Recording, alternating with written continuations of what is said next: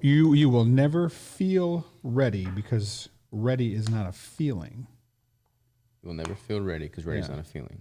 What is ready? Like you'll never feel ready. I forget how the rest of the quote goes, but essentially it was saying, when people say, I'm not quite ready to improve my health, when I'll do it when I'm ready, or I'm not ready to do this, I'm not ready to do that. It's ready is a decision, not necessarily a feeling.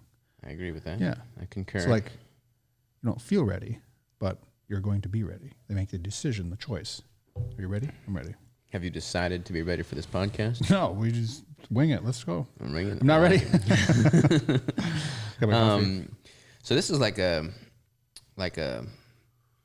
long lost reunion that we're having right here. Long lost reunion. Yeah. I mean, you were gone last Wednesday, dude, so I haven't seen you in Oh yeah. How many days is that? That's a long time for me to go without I was Greg. gone Wednesday, Thursday, Friday, right?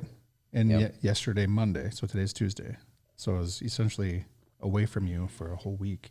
My Greg meter's been depleted. Gracious. Yeah. Let's refill it today. I watched, there was some thing that popped up on my social of boyfriends surprising their long distance relationship girlfriends in an unknown way, that they would just go visit them unannounced. Mm-hmm. And there were clips of them just meeting them unexpectedly. Yeah.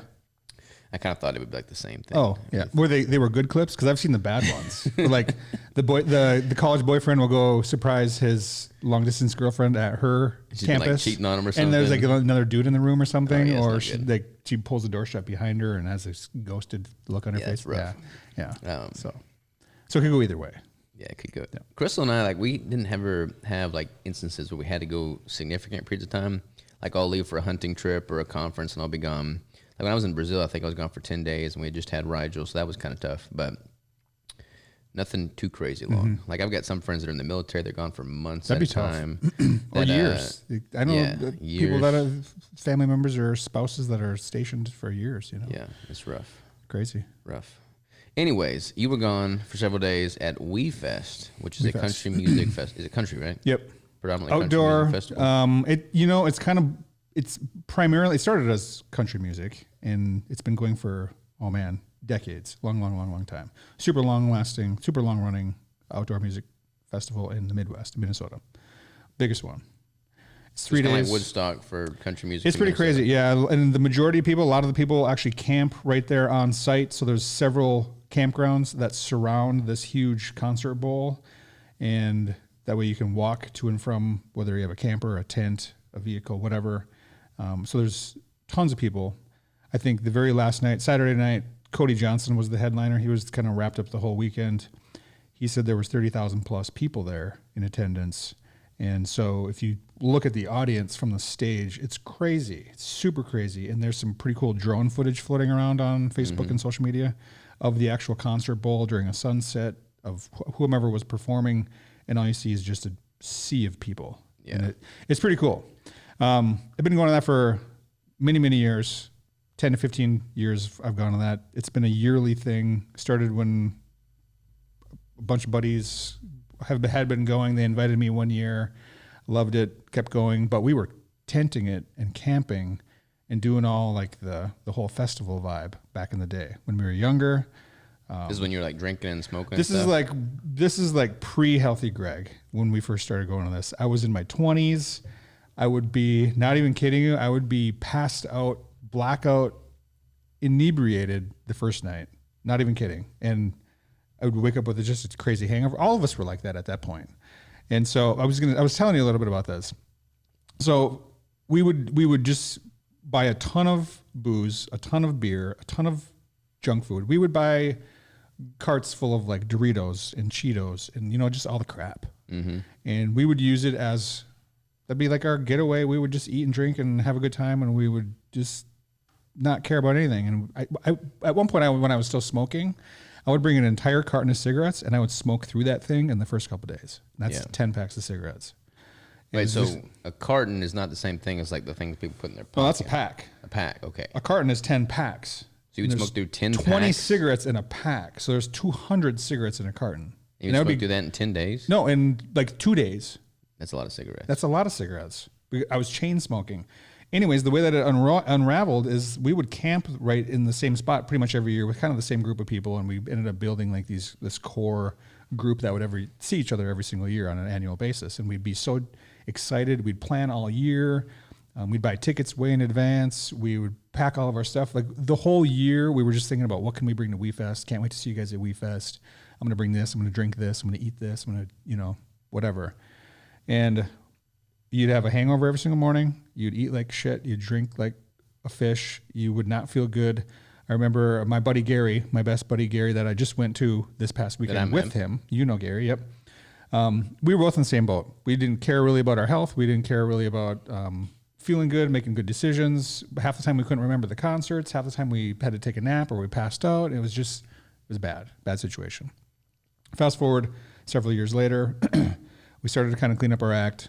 The last 4 or 5 years, we've completely gone away from the camping side of it, and we've booked a hotel right in town. So we have, clean bed, clean shower, air conditioning, a little bit more structure. We don't have to deal with the heat, the humidity. Sometimes it storms. You're trying to deal with the tent and all that kind of stuff. And as we started evolving it into more of the hotel style, we kind of started doing less drinking, more structured eating, but we weren't really 100% dialed in. This year was primo. We didn't drink a single drop of alcohol, despite being around 30,000 people that were pretty much all shit canned. Yep. Yeah. There's booze everywhere. You get a wristband. Like you get a little entrance RFID chip on your wristband that you program to a payment.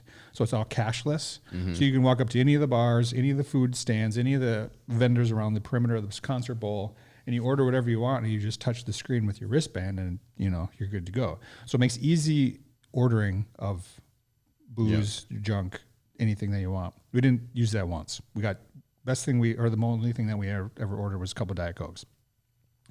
We stayed 100% on track with our nutrition. He meal prepped, I meal prepped. I literally froze 3 pounds of taco beef in my luggage and flew with it, and then pulled it out and threw it in the fridge when we got to our hotel. This is the first time you've done it in a prep, like first time we fest in a prep? Yeah. So him and I are on the same page. We had like this cool agreement that we're just going to hold each other accountable. We're just going to stay active. We're going to hit the gym. We're going to do all this stuff. And in years past, even the most recent years up until this year, we would still have a couple drinks. Like one of the nights, we'd say, all right, let's just, instead of completely blowing the weekend off the rails and having a terrible hangover for several days. Because earlier, when we were younger, we would have a hangover for like 4 days after we got home. And we'd have just feelings of anxiety, our heart palpitations, just all these coming down effects, withdrawal from a weekend of just binge drinking and eating. Well, and then years past, up until recently, we would just try to limit it to one night. We're going to pick one of the nights, one of the headliners that we're going to have a good time. We're going to get some drinks at the bar. We're going to, mix some drinks in the hotel room, whatever. But it always still turn into, man, we just feel like crap the next morning. Mm-hmm. And it would affect so much of the rest of the weekend that this year we both decided, hey, dude, let's challenge each other to go 100% alcohol free at this crazy event that is literally fueled by alcohol. And the average age attendee there this year was probably not even old enough to drink. And you can imagine what the crowd looks like when you get thousands and thousands and thousands of like college age kids. It was pretty younger demographic. It was very, very young. And we talked about that even too. And we're like, man, we just feel like we may have outgrown this festival as part of our life. And we stayed 100% sober. We had pit access tickets. So we were not in the back with the 30,000 drunk people. We were up front. Gary shook Kip Moore's hand, which was pretty sweet. We were right up close and personal, but everybody around us that was in the pit area was completely annihilated.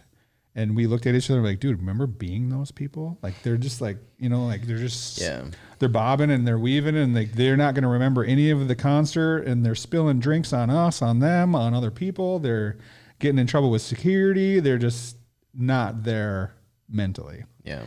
And we maintained. It was absolutely empowering as heck because we felt great every single morning. We got a 3-day access to a local Snap Fitness. So we were at the gym at 6, 7 o'clock in the morning, despite going to bed at 1 a.m. What time does the concert open? Concerts actually start on the main stage at like 2 p.m. There's somebody at like 2, 4, 6, 8, and then the headliner doesn't go on until 10:30 p.m. So like all the morning hours, people are typically just milling about. Oh yeah, they're all sleeping. Yep. You know, kind of trying to pull the pieces back together. Yeah. Or there's a lot of events that go on that we actually used to take part in.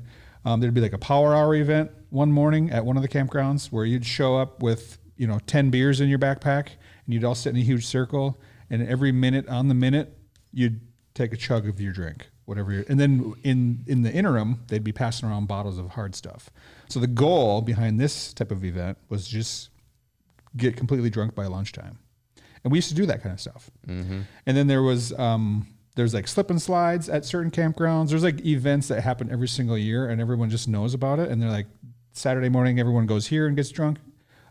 Friday morning, everyone goes over to this campground and gets drunk. And then there's this DJ party and there's all these different things. It's all booze, just booze, booze, booze, booze, booze. And we didn't do any of it. It was pretty freaking sweet. There's Tippy Cup. There's all these drinking games, just nothing. We didn't do any of it. So we were able to work out every single morning. We got 19 to 20,000 plus steps in every single day. We went to the beach. We got an awesome chicken salad at one of the local little pub places down there. Besides that, our hotel room had a food scale. We had electrolytes. The hotel room had a food scale? Well, no, we brought one. Okay, but in our room we had one. That's impressive. No. I mean, we brought, I think we went through like 10 or 12 keto bricks between the two of us. We brought canisters of Redmond Reelite. We had our creatine every single morning. We were able to just come back and recharge and put on clean clothes, and we felt phenomenal. And in years past, we're just not the case. So, and I did a post on social media about it because to me, it's really, really empowering. And I've got a few clients right now who have a hard time in those tempting situations. Mm-hmm. And it is very, very pressured. It's a very pressuring environment. And everyone's around you having a good time. We went and visited a bunch of people that we know and some of the campgrounds. And, you want to drink? You want to drink? You want to drink? Hey, let's play Tippy Cup. Let's get this. Let's do that. We just held firm. Yeah. We did bring some hard ketones, which were absolutely awesome. So shout out to Frank at Hard Ketones because he hooked us up. We brought a few last year, but we brought even more this year. So we had no alcohol, but we had some of the pina coladas. We had some of the ginger mules. Those are pretty good. I like those. And I know it was against rules, but we even smuggled in some of those little concentrate bottles of the ginger mule. They fit right in a cowboy boot. So we jammed a couple of those down in there, and then we went to the bar, got a couple of Diet Cokes, and we just dumped them in. Nice. And it was awesome. Next day, felt like $1 million. So, yeah, that's good. Yeah, it was a good weekend. Super good weekend. It's kind of, I wouldn't plan on talking about alcohol necessarily on this podcast, but we kind of have no plan going into it. But I just realized, so I'm about to do my 50-mile march in less than 2 weeks. And 3 years ago on the 50-mile march, I was walking with Joe Wilson, Ben Seaman, Jamie Seaman, Jonathan Shame, and like they all, drink. I don't know if Jonathan drinks anymore, but like they'll like casually drink on occasion. Like a social. Yeah. Nothing crazy. But they were like, we're going to, like when you're, 45 miles in on a 50-mile march, your mind just starts going crazy. So like, man, I feel empowered doing this hard stuff right now. Let's do something else hard. So they all like said, okay, let's just go without alcohol for a year. I remember that. Yeah. And I was walking right there beside him, and I was about to start my prep for my 2023 season. So I know I wasn't gonna be drinking anyways. And I'm like, yeah, sure, I'll do that with you. I'll go alcohol free for a year. And prior to that, like I'd drunk a lot in college, but I didn't really drink that much when I started bodybuilding because it wasn't really conducive to anything. And what I would enjoy doing was like going out to the farm and drinking, casually riding across on the side-by-sides, or just like having, like a Zevia Coke whiskey or something, on the weekends after doing yard work all day.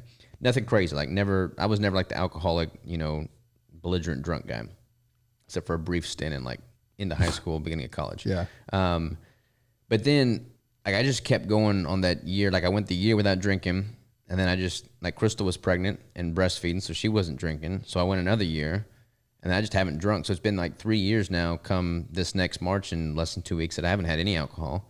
And I don't miss it, man. Like I don't feel like I'm deprived or depleted by not having it. I listened to a Huberman podcast that was all about alcohol. It was like a 3-hour podcast all about alcohol.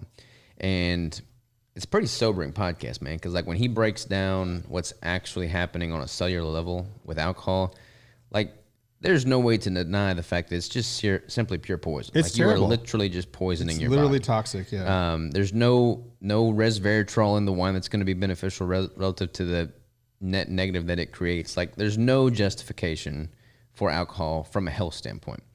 And I had the realization, it's like everything I do in life, every decision I make is either making me better or it's making me worse. Alcohol, plain and simple, isn't serving me for any of the things that I aspire to do as a father, as a husband, as a competitive natural bodybuilder. So I just haven't drunk since. And I don't know if or when I'll ever drink again, man. Like it's not something that I feel called to do. I don't have a problem with it.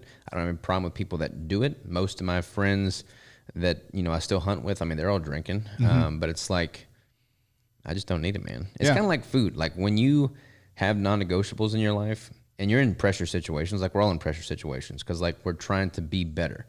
And when you're trying to escape from your current status quo, it requires you to push outside your comfort zone with everything in life. And when you do that, everybody that's currently in your status quo, if they're not also trying to get better, like they want to feel good about themselves and they'll try, like crabs in a bucket, man. They'll try and keep you in that. I just saw a meme about that. Yeah, they'll try crabs and keep are pulling you back down in that sphere.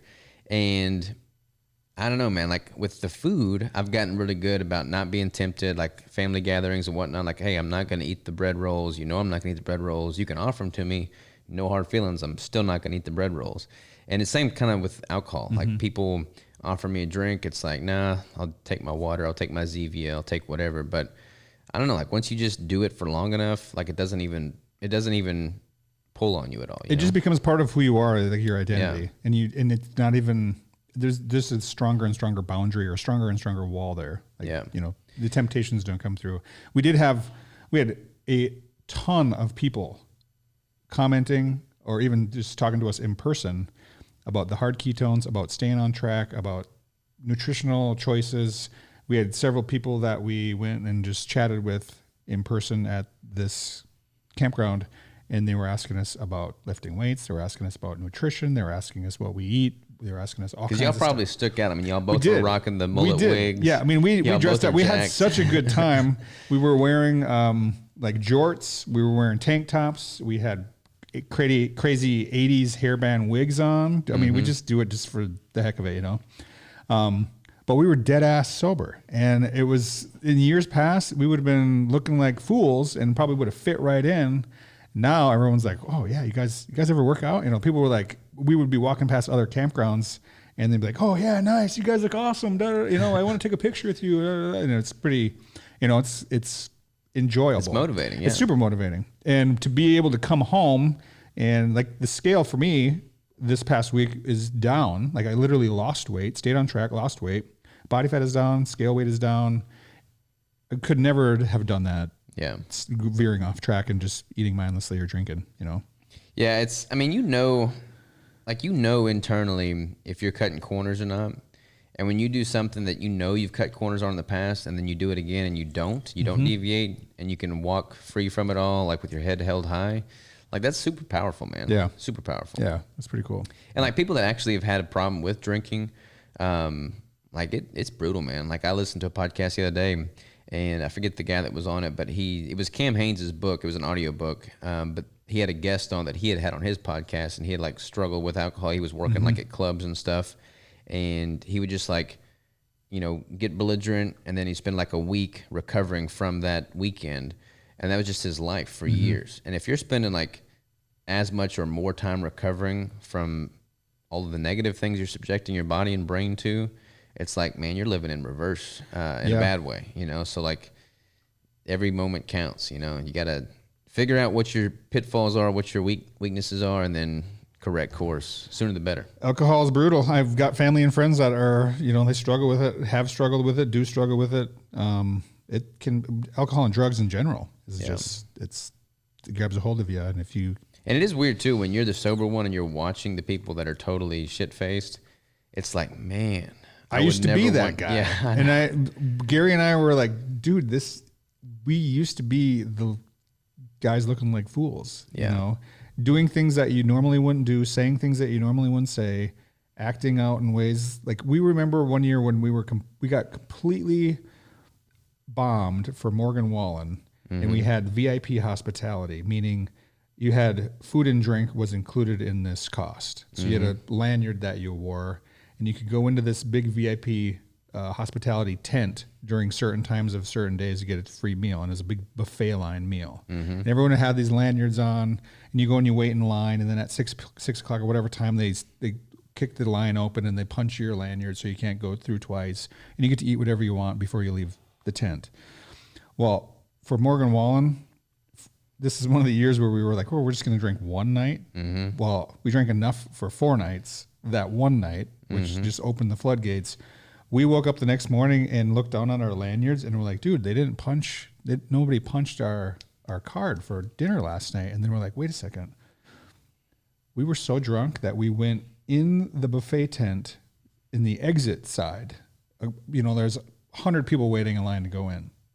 We went in the exit side, and we can kind of piece together like these blurry memories and visualizations of us going backwards up the buffet line, everyone looking at us, giving us a hard time, heckling us. Yeah. Because we probably look like idiots. I'm sure we look like idiots. We had plates just heaped full of like meat and cheese and just whatever we could fit on there.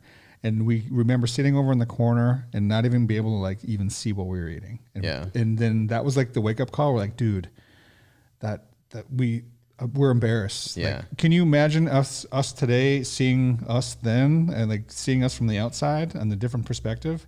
And that was one of the determinations in us. We're just gonna not drink anymore because it's not worth it, man. It was terrible. It was absolutely terrible. When I was I did my first show as a sophomore in college, and I was at the time in a rent house with 2 other guys, and they were big into partying. Like I drank freshman year, but then I started competing sophomore year, so I pretty much didn't drink at all at that point. And I was like way overdoing the cardio, way depleted on my macros, studying for final exams, like just way overdoing it. And I came home from the library one night super late. It was probably like 1 o'clock in the morning, and I just wanted to go to sleep. And there was literally like cars everywhere outside my rent house.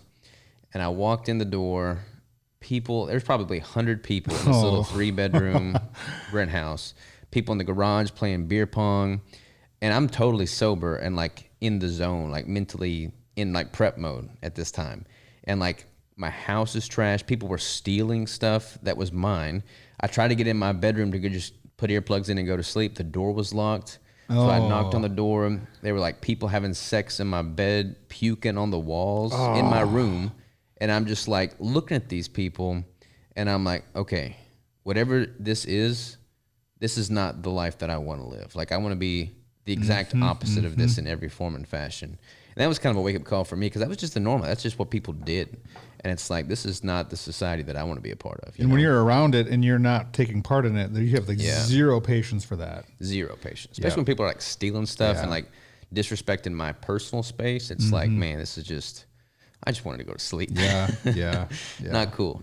So don't be that guy. Nope. But in other news, apart from the alcohol, what else we got going business-wise? So we just launched the Brick by Brick launch. That's concluded. That now. wrapped up on Sunday. That wrapped up last Sunday the 10th. That was super good. We got a whole bunch of names we got to put on the container. So excited about that. We're going to be making some carnivore bricks the next few weeks. So excited about that. Yep. What else we got? Restocking. We should say we're restocking. Yeah, we're restocking some things. Don't hold your breath, but we got some things coming there. We're still waiting on some ingredients. We've had a few snafus from suppliers. Oh, yeah. You want to talk about that? Yeah. Or not. It's kind of a touchy. It is a little touchy. And the frustrating thing is, like, I started a business so that I can do things on my terms and not answer to everybody else because I wanted to hold myself to a higher standard than what is typical in, like, standard corporate America. And you wanted to produce everything in-house, so you I wanted to oversee quality control and make sure it's all perfect. And we have a great team. Like, we do everything internally as best as I know to do it. Like, I'm always looking for ways to improve, but like we always get better. Like, we strive for excellence. But at the same time, you still have to rely on outside parties for, packaging materials, ingredients, shipping, logistics. Like there's other people involved that are not internal, like we get our supplies from other people. And I'm just amazed at the lack of communication from some people. Not all of them. Like we got some really awesome suppliers as well. But like, I just don't get it, man. Like I don't understand the lack of communication. Like if I'm investing in your business to provide a gooder service for my business, like this is a mutually beneficial relationship, communication is key. Absolutely. Communication is key with everything, with relationships, with your spouse, your significant other, your employees, your friends, everything. And I've just not had much luck in communicating with a few people, and it's frustrating. It's very restricting. It's preventing us from producing certain flavors and certain timelines when we've already pre-planned them out up to 12 weeks in advance. Yeah, it's frustrating to be as proactive as we are and like give people as much lead time as we do, and then be told that we can rely on a certain shipment arriving at a certain date, only to find out that it hadn't even shipped yet 2 weeks later. Like that, in my mind, is unacceptable. And just makes me want to be even more vertically integrated. Like I was talking to Clancy, because he does regenerative agriculture with all of his, homesteading operation. Like, man, we keep doing this, and I'm going to be pushed to just buy a big plot of land someday, have all my own cattle, render all my own tallow, and just like be freaking from the bootstraps up, ground level. We'll just scale Clancy up. Yeah. You can be our farming guy. Yeah, he can be our farming guy. So, I mean, I'm not opposed to that, but it's unfortunate that I would have to be pushed to that degree because of communication. Like, communication it just requires a little bit of effort, Like, I understand bottlenecks, I understand snafus and issues, and I'm pretty accepting of that because, like, we have bottlenecks. Yep. But, like, regardless of the bottleneck, there's no reason not to communicate it with the people that are expecting and depending on you. So, yeah, that's been a little bit frustrating, but it is what it is. We adapt and overcome, What else we got cooking? Well, for the listeners, when we have production plans, we have our flavors pre-mapped out. Pretty much 16 months. weeks. Yeah, like 16 months in advance. Because we need to order the ingredients, we need to order the packaging film, we need to order all the things that we need to produce those. We need to make sure that we can test all that. Sometimes stuff shows up damaged, missing, incomplete, and then that screws up the whole production plan on how many bricks we're going to make of that particular flavor. So we have to order things in advance, hit lead times, all that kind of stuff. Yeah. So when we're waiting on a specific ingredient for specific flavor that has to fall in order of the dominoes, so they all fall together in the right order, and that one ingredient gets held up or doesn't show up or shows up, busted way too open. Late. Yeah. Then we're unfortunately have to adjust some things on the fly. So the public sees that something might be delayed, but behind the scenes, there's a lot more things going on that we wish we had a little bit more grasp on. Yeah. So, that's why we're pushing out our production plan even further, rather than producing everything on an 8-week rolling average, now we're doing like a 16-week rolling average. Well, and we've also been able to kind of pre-program in a little bit of flexibility so that if something doesn't show up, we can flip a couple weeks around and we've got enough ingredients on hand so we can loosely move some stuff, juggle some things around. Yeah. And I don't want to be the bad guy. I don't want to have a negative relationship with any of my suppliers. I want it to be mutually beneficial through and through. But man, a little bit of communication goes a long way. Especially when you're trying to throw money at them. Yeah. Especially then. We want your product. Here's money. Where's the product? Yeah, exactly.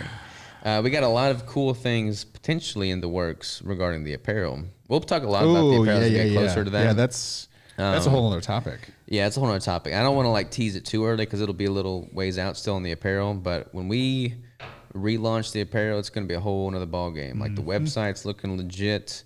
Nobody's seen the website yet. We revamped that. We're totally pivoting the type of offerings. It's going to be good. I'm excited. Yeah. The competition is getting shaped up. I ordered all the trophies, all the medals. What else did I order? Yeah, the medals are looking sweet. The medals Those are awesome. Yeah. With a big custom emblem on them. We went, most competitions do little 3-inch medals. We're doing 5-inch medals, It's little's good, lots better. We want them to clank together. we want you all to be rocking the chain. The hardware. Yeah, the hardware. I don't know why I did that. It's like, yeah, like you look like a gangster. Like those big, oversized Mercedes-Benz, hood ornaments. Yeah, this is big. Yeah, exactly. So that'll be good. And then we got somebody shadowing here this week. So he came in from Florida. So he's kind of getting a rundown of all the operation. And he's been a trooper, man. Like he's been showing up at 5:30, working out with me, and then we'll go on a run. And he's hanging with me, man. Like he's right there behind me throughout the whole run. That's the vibe. We got a pretty cool vibe here. So that's the thing, man. Like just culture, vibe, like that's key. I want him to be able to work alongside all the crew and make sure they like the vibe. Yeah. Yep. So that's been positive. We got another team day coming up. Another team day coming up. We're gonna probably do a float trip. I think that'd be fun. If you got an appointment at 5, I got something at 5, but I can move that if need be. Yeah, I'll see if we can find a good float trip, and we'll do like a team float day that Friday or something. Yeah. You gonna wear your mullet wig? Not if it includes water. Not if it includes water. No. Keep it dry.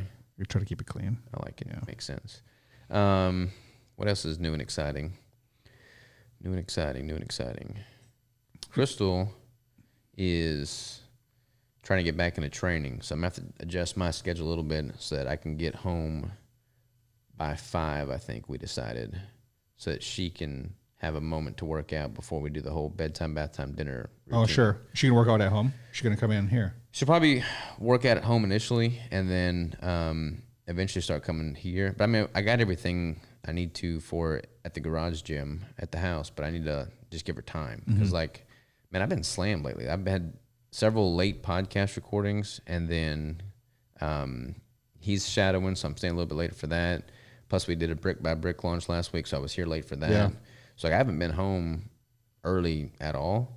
So I feel bad for her because like she's chomping at the bit to get back to working out, but like Rigel and Hazen never nap at the same time, so pretty much there always has to be somebody there if she needs to have her own time, so I got to get that to her. What if you guys had a babysitter just pop in for an hour, Is that something? Well, we had the one, but she was gone for the summer because she's a student, but she's coming back like next week or next month or something like that. So yeah, when she's back in the mix, we'll be able to leverage that, and she'll have some dedicated time then, which would be good. Yeah. But it's kind of crazy, man. Like, Crystal's a trooper because I think of like if I was in her shoes and not being able to work out, like I would go crazy. I would too. Like I would be legitimately a heinous human being. And especially if it's something that you can't, like it's outside of your control. Yeah. Like having 2 little ones running around. Yeah. That you can't just figure something out. You can't just let them do their thing for a quick hour and try to jam something out because, that's not going to pan out. Yeah. And I feel like for me, especially with this March coming up, like I've been running every single day. I've been lifting every single day. Like my output is high right now. And I wake up super early to fit it all in, but she can't even wake up early because as soon as she wakes up and leaves, like Hazen starts, like he notices that she's gone and he starts crying. So like she's just tied down. Mm-hmm. And she's not making any excuses. Like she just needs help and I need to be able to help her. But yeah, like I would go crazy. I don't know how she does it. So there's she's a trooper. She's definitely a trooper. Sure. Your alternate day fasting, how's that going? You still doing that? Yeah. So when did I start doing that? Is this like week 3, I think? Maybe? It's got to be a couple weeks week 2 now. for sure. Yeah. Maybe week 3. I'm digging it, man. Like my weight's going down. And then my body fat's going down. I think the in body said it was like 14% something on the in body. But I can tell that I'm getting leaner. And it's nice because on my feeding days, I'm typically around 54 to 5,600 calories. So I'm actually able to get full. That's kind of like what I want to eat. Like that's naturally what my body is wanting food-wise. So I'll eat that. My weight will go up the next morning. Mm-hmm. I'll have a really good workout because I've got full glycogen. I just feel filled out. And then I'll do like a complete fast that whole next day and then break the fast the next day. So it's more than a 24-hour fast. Okay. And then I'll, have something light. Like yesterday was a fasting day. Today's a feeding day. So like today I worked out and I woke up, I have a little bit of heavy cream in my coffee, like a spoonful of peanut butter and a meat stick prior to working out because I'd been fasting for 36 hours or whatever. So a little something to fuel me before the workout and run. And then on the fasting days, I work out the morning after eating a big meal. So I don't eat anything prior to that. I'm just training to completely fasted. But psychologically, it's been good because like when I'm hungry, I know I've got a lot of food and I eat it and I feel satiated. And then on the fasting days, it's like, I know it's a fasting day, so I'm not obsessing about food. You just put it out of your mind. Yeah, I just put it out of my mind, and I'm able to just focus on everything else at hand. And the weight is trending down, body fat's trending down. Psychologically, it feels good, and I've been digging it, man. Sweet. So you're still super low carb, right? So still ketogenic choices. What about meal frequency? How many meals? Because you're hitting 5,500 or so calories per day. It's normally 2 meals still. 2 big meals? Yeah, so like my first meal will be like a brick and then like maybe a few meat sticks or like some eggs or some of that tuna from Kraft Fish Co. And then that's typically meal 1. And then meal 2, my final meal is my bigger meal. And that'll be like 2 pounds of meat typically. Okay. And then whatever else I want to have with it to hit the numbers. Nice. Do you check your blood sugar or anything after those? Yeah, I've been testing my blood sugar and ketones, and like it's been higher, man. Like my ketones have been higher. Like typically 1.5 plus millimolar. And then glucose is typically always 80, 90, somewhere in there. Okay. Even during your fasting days, does it kind of still hold pretty steady? No, it's pretty solid numbers on feeding or fasting days. So I think having the day that's fasting is improving overall fat adaptation because I'm just simply forcing my body to have more time in a fasted state. But my net caloric intake over the course of a week is what I'm targeting, and it's more sustainable because I'm actually feeling full as opposed to always wanting more and spreading that meal out over, everyday eating. So I've been enjoying it in that regard, and I feel good with it, man. I want to try that when we reverse me out. Yeah, definitely. I think there's definitely a place for it. Like I've said before, I don't ever recommend like fasting for compositional changes. And that's not really why I'm doing this. Like if I lose a little bit prior to this March, great, because it'll be easier to march. But I'm doing this more so to just like see how my relationship with food and satiety levels are impacted. And that's all been positive. So sweet. It's been good. It's been good. Cool. Trial and error. Yeah, trial and error. But I'll try and time our celebratory post-competition Brazilian steakhouse on a feeding day so that I can. I wouldn't imagine you'd want to come with us if it was a fasting day. No, I definitely want to time that accordingly. But that'll be good. Yeah, lots of things coming in the pipeline that are positive, man. I'm excited. Yep. And then I got a bunch of conferences I'm going to be speaking at coming up, and then like just time outside. One thing I've always admired about you is you make it a point to like get outside and go for a hike on a regular basis. And I'm reading a book now, and it's like, you've heard of the concept of forest bathing. Forest bathing? Yeah. No, I don't think I have. I didn't hear about it until recently. Somebody said it to me, and I'm like, what the hell is that? Forest bathing? Like, I can imagine what it means, but from the sound of it. Just being outside. Yeah, basically. Being in nature. But I didn't know there was like a term for it. Forest bathing. But like Japanese, it's from Japan, but like they would take people that were on like antidepressants and all that kind of stuff. They would put them in nature for like 20 minutes 3 times a week. And if it was just like a simple city park, like just outside. And they noticed that their need for these antidepressants was minimized over time. Really? So there's like all kinds of scientific literature, and this all kind of sounds woo-woo at first glance, but there's like so much benefit to being outside. And like I've always enjoyed hunting, camping, all that kind of stuff. And I haven't really had much time. I haven't prioritized it because I've been just grinding on the business. But I want to start spending more time with my kids and my wife, and not like, we don't need to go anywhere necessarily, but just like be outside with them more, because Rigel loves being outside. So I downloaded a couple apps, you probably know of some, where I could just like find cool camping spots. Oh, sure. And just like bug out to all these local places. Like there's so many camping spots within a 40-minute radius of here.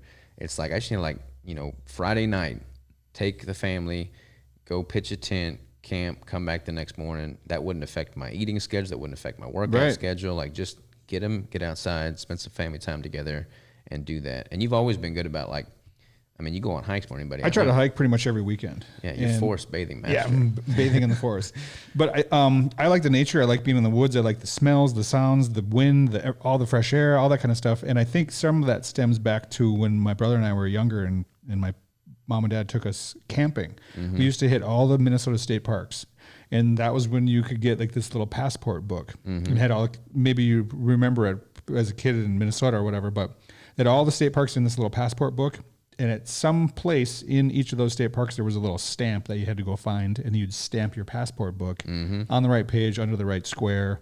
We used to love it. We would go set up a tent. My dad would have like a little propane cooktop, and I think we had a dog or two at the time, and we would just go, and we would end up spending some time in a little boat. We'd go fishing. We'd go to these resorts. It was awesome. Loved it. And then when we grew up, and we ended up moving to northern Minnesota, then we were more in the woods because they bought a bunch of acreage, and we were building tree forts and spending time in nature. And I've always just really liked being out, in the woods and in the air and the oxygen. Man. Yeah, it's good. And every time I go hunting, like it takes a couple of days for me to like acclimate to being relaxed as opposed to just being wired for all the emails, business stuff, supplier information. But like once I like am out there long enough, I totally recharge and I come back and I'm way more efficient and effective at everything I do. So I need to like have like little mini spurts as opposed to like once a year going on an extended elk hunting trip. Like still do that, but like just micro little stints on a regular basis. Yeah. They say unplug your devices, unplug yourself, like get out and just. Yeah. I need to take all y'all to the farm at some point. Sure. Chip, have you been to the farm? I've not.